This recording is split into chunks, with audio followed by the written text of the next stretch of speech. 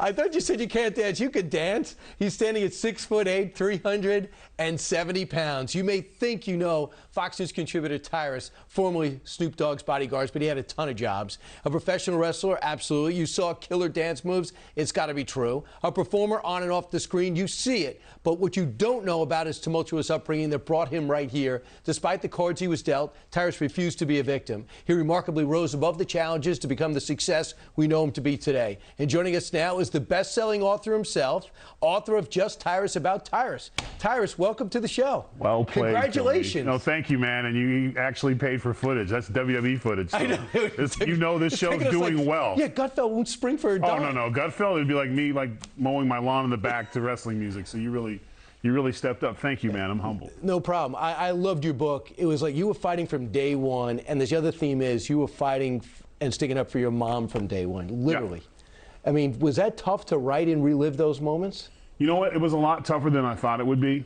And it was, I always talk about writing a book. Everyone should write one, even if you never publish it, because it's therapy for yourself. Like, you relive moments and you look back on them and you kind of go through you kind of get at peace with it. A lot of stuff that I ignored, a lot of things that I didn't put into the book, I had to deal with. So yeah, it was not as easy as you think. You start writing and then you go off and then you kind of start reliving a lot of the things that you went through. You always talk about, I'm going to be accountable, because in the book you say, well, I did this wrong and I was wrong for that and I came back. Whether it was being a football player, leaving your team, or leaving a job, or getting fired, whatever it was, you just talk about coming back and persevering through. Here's an excerpt from your book.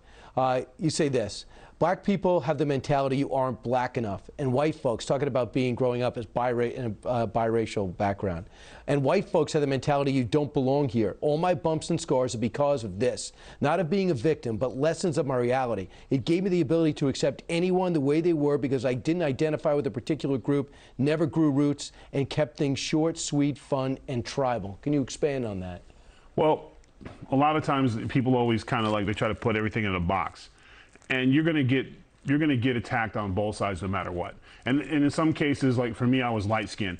So if somebody dark than me had an issue with me, they would bring up the color of my skin. The same as if I was in a white neighborhood and someone didn't like me, they would bring up the darkness of my skin. So people do the same things regardless of what color they are. So when you get put in a box by like mainstream media and stuff, and they try to make it one side, you're gonna get it from both sides.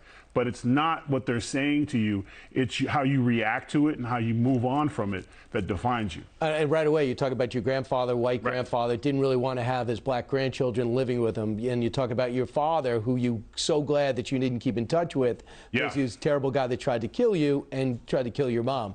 And you persevere through all of it. Here's just another cut from this. You say, thank you to your dad. Thank you for not being there, because if you were, then I'd be just like you. I learned that from other men. It took a village, it took some failures and broken hearts and mid-meal cramps. It took doubt, it took anger, and I took forgiving myself and ultimately forgiving you. Well, you have to. You have to let that go. And I got a lot of friends, especially for some reason you see a lot of it in athletics, and maybe that's what turns a lot of young men to sports.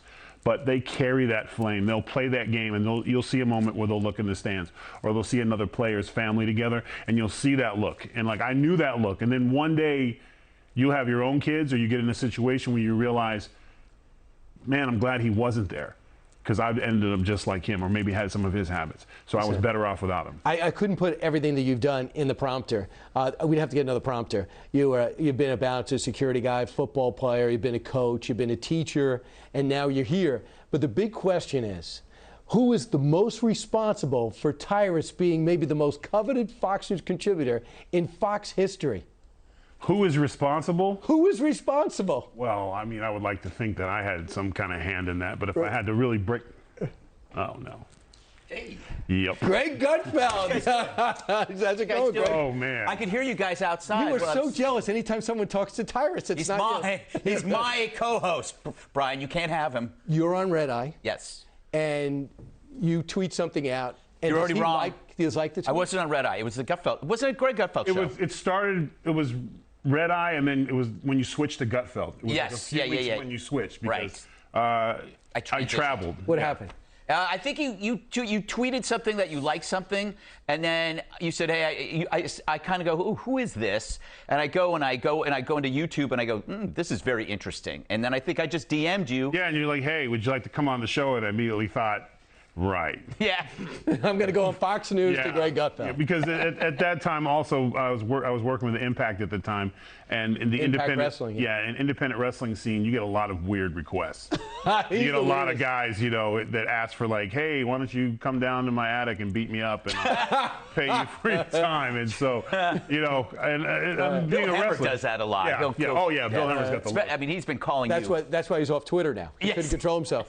Greg, what was it about him that you knew that there's something special here? Well, it's anybody who can take a conversation or a topic and say something that you haven't heard before. And I mean, that's how I got my job here. But he's as good, if not better, than me at shooting an angle that everybody in the room goes, huh. And this is a fair comparison, but it's the same thing that Krauthammer could do, which is like there'll be people around the table, and then when Krauthammer starts talking, everybody kind of goes like this. And that's what happens whenever Tyrus talks. Everybody in the room goes like this. Okay, now I have to look at it a different way. I didn't look at it that way before. Now I am. And Krauthammer could do it. Tyrus could do it. Sometimes I can do it, but I mean. Sometimes. Yeah. And Greg, lastly, when you read his book, did you know the type of upbringing he had? I kind of knew. I knew parts of it, but there were some things that were absolutely shocking to me that I didn't know about. But I mean, and it was amazing that he wrote about it. Right. And there's some really funny things in there too. But I had 3 older sisters, and so when he was talking about guys that were dating his mother, I could understand that sort of thing. Like there's good eggs and there's really bad eggs, and when they're in your house, it's like get them. It's rotten eggs. Right. So I knew he read the book because Gutfeld, whenever he likes something, I'll get a text. And he'll literally be like, I had a Craig too. And I was like, it's 2 o'clock in the morning. I'm like, oh, okay, cool. And he'll be like, because when a spot hits him, I mean, he's underplaying himself sometimes. One of the things for me that really helped me was being under the tree of someone like Greg, because Greg, you never know where Greg's coming from. Right. And you know better than anyone what starts out as a compliment ends up as a horrible diss. Mine never start as compliments. Yeah, Nor do they end that way. But listen, Tyrus, I told you I love the book. I'm so glad you're a bestseller. Greg's resentful, but that's a good sign. I am resentful. Right. But at least I'm honest about it. He lets me know. He's like, I'm New York Times bestseller. He'll be like, yeah, well, I've done it 5 times. I never had I never went to #1 on Amazon. He did. Right. It's fantastic. And his book is so much better than yours, Brian. So much better. Why did I get into it? I'm just trying to He wrote about everybody else but himself.